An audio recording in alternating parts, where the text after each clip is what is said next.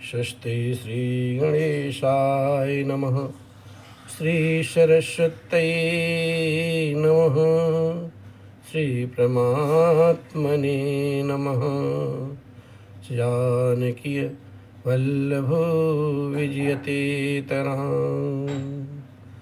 श्री राम कथा रस रसिक प्रभु बाबा शंभुनाथ हनुमान। प्रेम सहित आसन धरहूँ सुनहु कथा करूँ गान। श्यावर रामचंद्र भगवान की जय। श्रीमद् वाल्मीकि रामायणे अयोध्याकांडे सप्तमः सर्गः। श्री राम जी के अभिषेक का समाचार पाकर के खिन्न हुई मंथरा का कैकेयी को उभारना, परंतु प्रसन्न हुई कैकेयी का उसे पुरस्कार रूप में अपने आभूषण देना और वर मांगने के लिए प्रेरित करना। ज्ञाति दासी तो जाता कैकेय्या तु सहोषिता। प्रसादम चंद्र संकाश मारूरोह यदृच्छया। रानी कैकेयी के पास जब एक दासी थी जो उसके मायके से आई थी। वह सदा कैकेयी के ही साथ रहा करती थी। उसका जन्म कहाँ हुआ था, उसके देश और माता पिता कौन थे, इसका पता किसी को नहीं था। अभिषेक से एक दिन पहले वह स्वेच्छा से ही कैकेयी के चंद्रमा के समान कांतिमान महल की छत पर जा चढ़ी।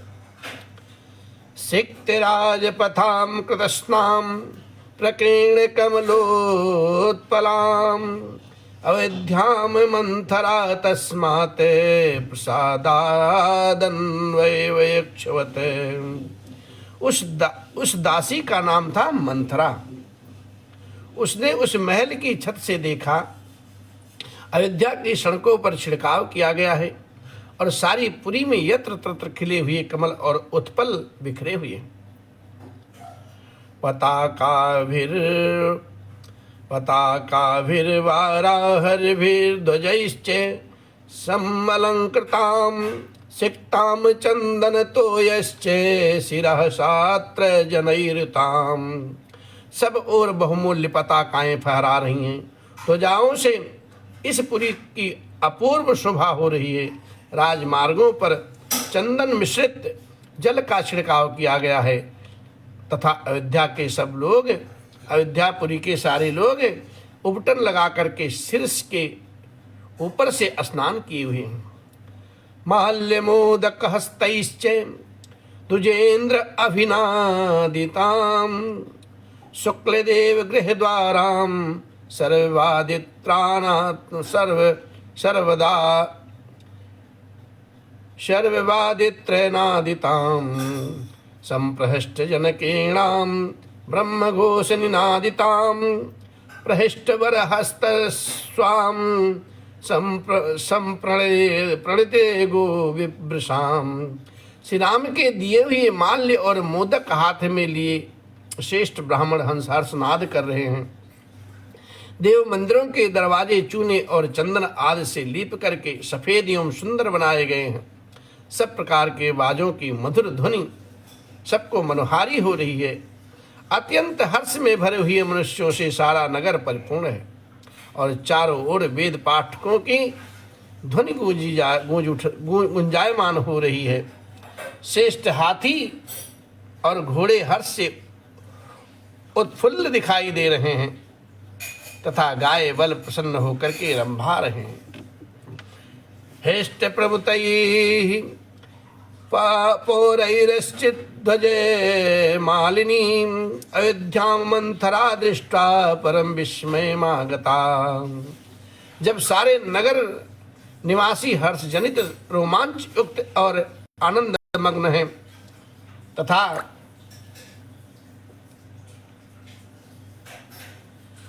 तथा नगर में सब ओर श्रेणीबद्ध ऊंचे ऊंचे ध्वज फहरा रहे हैं।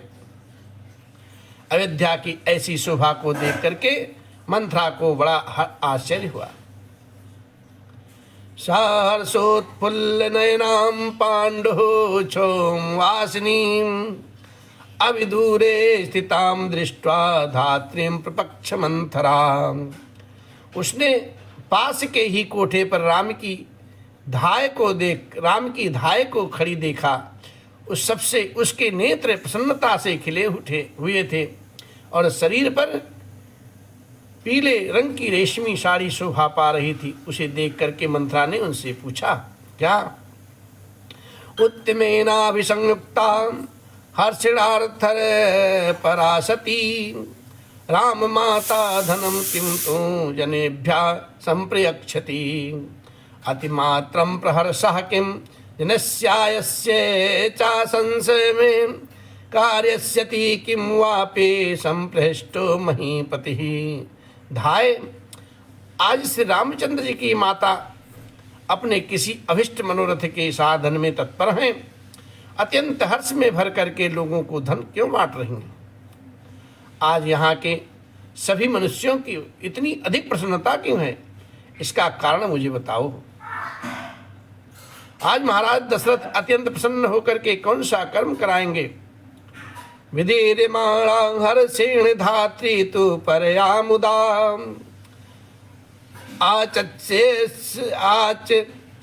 चच्छेत्थे कुब्जाये भूयसी राघवे श्रियं स्वः पुष्येण जितक्रोधं यौराज्येन चानघं राजा दशरथो राम अभिषेक्ता ही राघवम।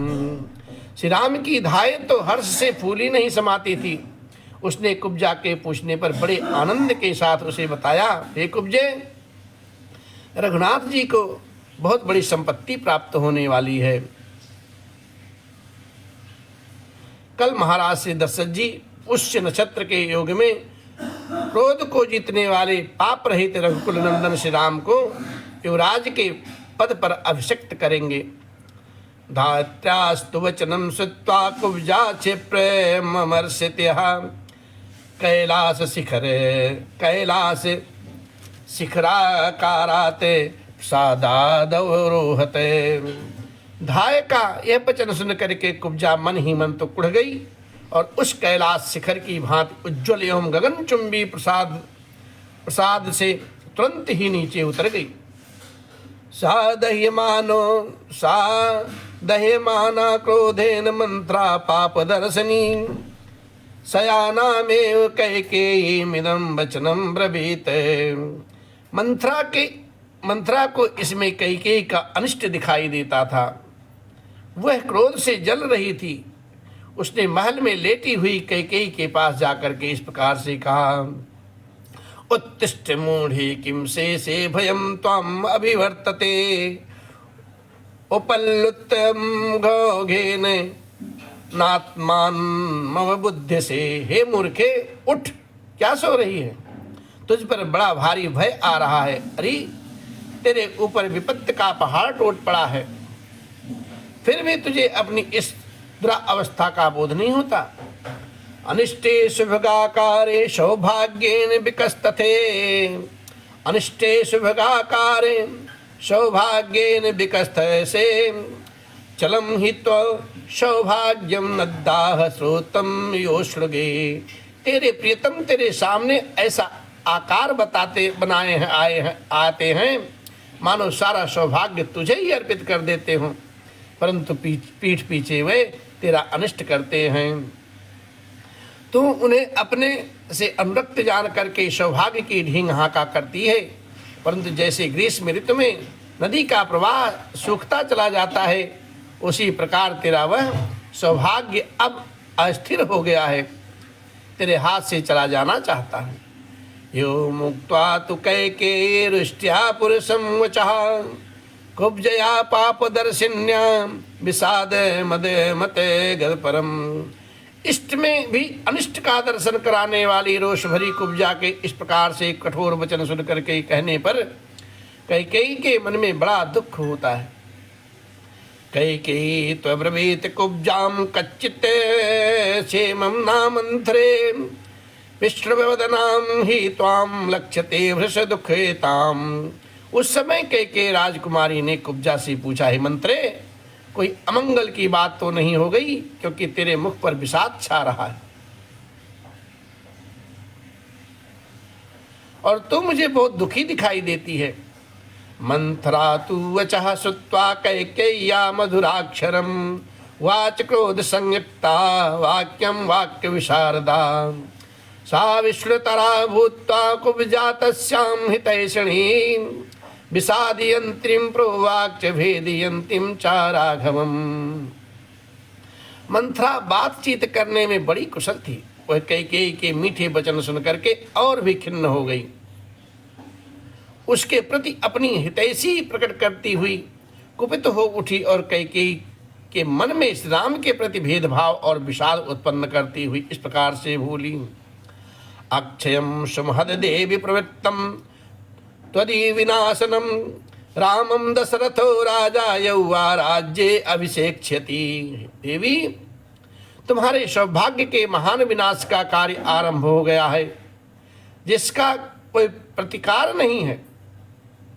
कल महाराज दशरथ श्री राम को युवराज के पद पर अभिषिक्त कर देंगे। सास्यम्य गाथे मये मग्ना सास्यम्य गाथे भये मग्ना दुख शोक समन्विता दहिमानान लेने तदितार्थे मिहागता।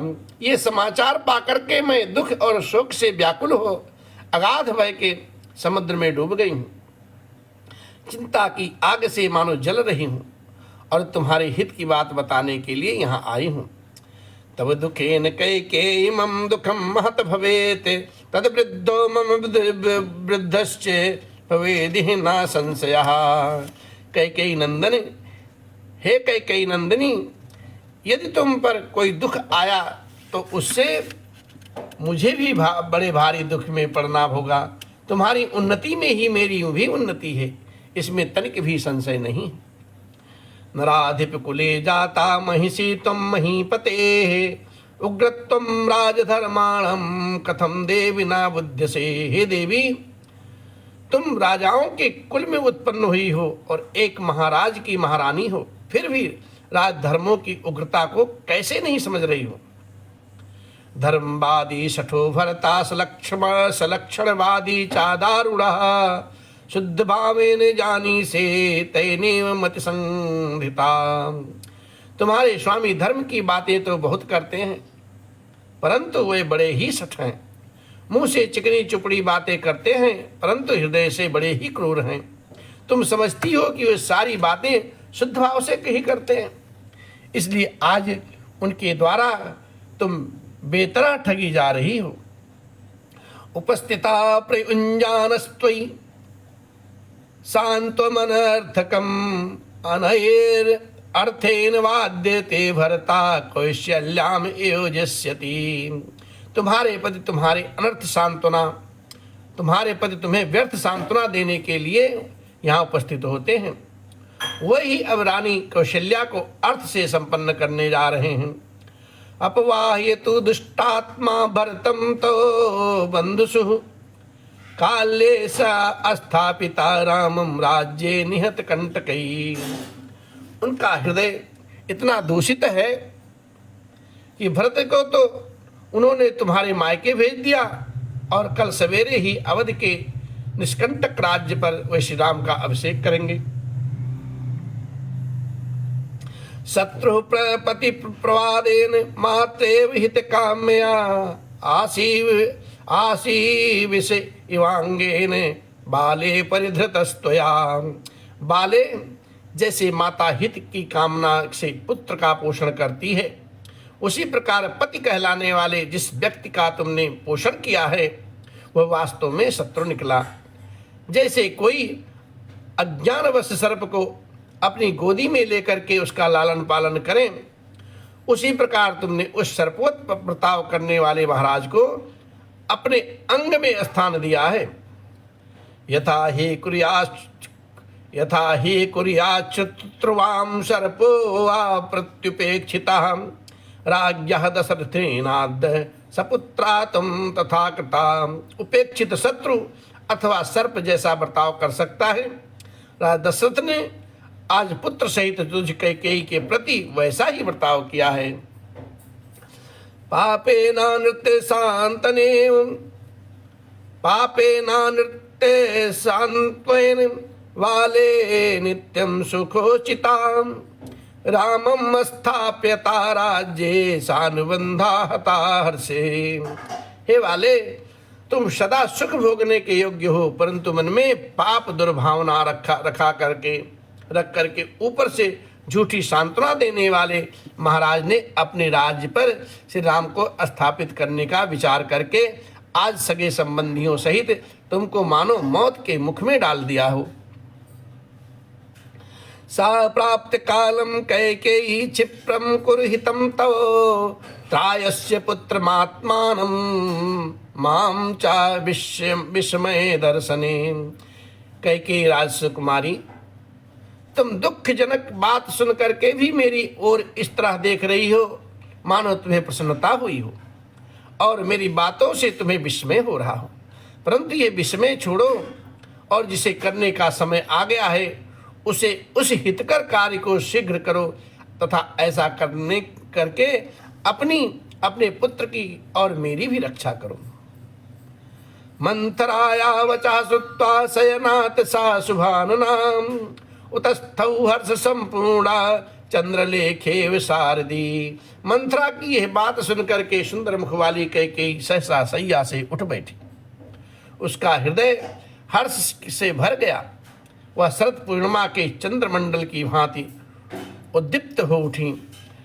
अतीव सातु संतुष्टा कैकेयी विस्मयान्विता दिव्यमाभरणं तस्यै कुब्जायै प्रददो शुभम। कैकेयी मन ही मन तो अत्यंत संतुष्ट हुई। विस्मय विमुग्ध होकर मुस्कुराते हुए उसने कुब्जा को पुरस्कार के रूप में एक बहुत सुंदर दिव्य आभूषण प्रदान किया। दत्त्वा त्वाभरणं तस्यै कुब्जायै प्रमोदतमां कैकेयी मंथरां हृष्टा पुनरेवाब्रवीदिदम्। इदं तो मंत्रे मह्यमाख्यातं परमं प्रियं यतन्मे प्रियमाख्यातं किं वा भूयः करोमि ते। कुब्जा को वह आभूषण देकर के हर्ष से भरी हुई रमणी शिरोमणि कैकेयी ने पुनः मंथरा से इस प्रकार से कहा, हे मंत्रे, ये तूने मुझे बड़ा ही प्रिय समाचार सुनाया है। तूने मेरे लिए जो यह प्रिय संवाद सुनाया है इसके लिए मैं तेरा और कौन कौन सा उपकार करूं। रामे वा भरते वाहम विशेषम नोपलक्ष्यते लक्ष्ये तस्मात् तुष्टास्मि यद राजा रामम राज्य अभीक्ष्यति। मैं भी राम और भरत में कोई भेद नहीं समझती, अतः ये जान करके कि राजा श्री राम जी का अभिषेक करने वाले हैं मुझे बड़ी खुशी हुई। नामे परम किंचित ददो वरम पुनः प्रिय प्रियारे सुवचम प्रवचनो अमृतम तथा ये वचोस्तमतः प्रियोत्तरम वरम परम ते प्रदामि मितं मृणु। मंत्रे, तो मुझसे प्रिय वस्तु पाने के योग्य है। मेरे लिए श्री राम के अभिषेक संबंधी इस समाचार से बढ़कर के दूसरा कोई प्रिय एवं अमृत के समान मधुर वचन नहीं कहा जा सकता। ऐसी परम प्रिय बात तुमने कही है, अतः अब यह प्रिय संवाद सुनाने के बाद तो कोई भी श्रेष्ठ वर मुझसे मांग ले, मैं उसे अवश्य ही दूंगी। इस प्रकार से मंथरा और कैकेयी जी के बीच में जो संवाद हुआ, श्री वाल्मीकि निर्मित आर्ष रामायण आदि काव्य के अंतर्गत अयोध्या कांड में 7वां सर्ग संपन्न हुआ। इस प्रकार से श्री राम जय जय राम, जय सिया राम जय जय सिया राम, जय सिया राम जय जय सिया राम, जय सिया राम जय।